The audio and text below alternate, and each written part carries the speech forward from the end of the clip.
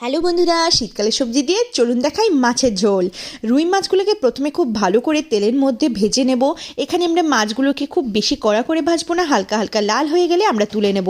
এবারে আমরা সেম তেলে আলুগুলোকেও ভেজে নেব, সাথে ভেজে নেব ফুলকপি কিন্তু একটু কড়া করে ভাজবেন। ভাজা আমাদের হয়ে গেছে। এবার চলুন আমরা যাই রান্নার প্রসেসে।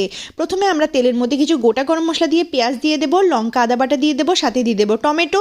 এবার দিয়ে দেবো লবণ, হলুদ আর কিছুটা পরিমাণ নাড়ার পরে আমরা এর মধ্যে দিয়ে দেবো 1 চামচ পরিমাণ জিরে আর তার সাথে দেবো শুকনো লঙ্কার গুঁড়ো।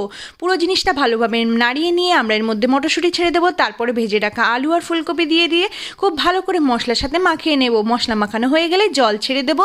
জলের সাথে ফুলকপিটা ভালো মতো করে একটু সিদ্ধ করে নেব। কিছুক্ষণ পর আমরা মাছ দিয়ে আবার সিদ্ধ করে নিয়ে আমাদের কিন্তু মাছের ঝোল রেডি হয়ে যাবে। এবার গার্নিশ করে দেবো আমরা ধনেপাতা আর লঙ্কা কুচি দিয়ে। আমাদের কিন্তু মাছের ঝোল ফুলকপি দিয়ে তৈরি। ডিটেল ভিডিও দেখতে হলে প্লিজ আমার চ্যানেলটিকে ভিজিট করবেন। Like, share and subscribe.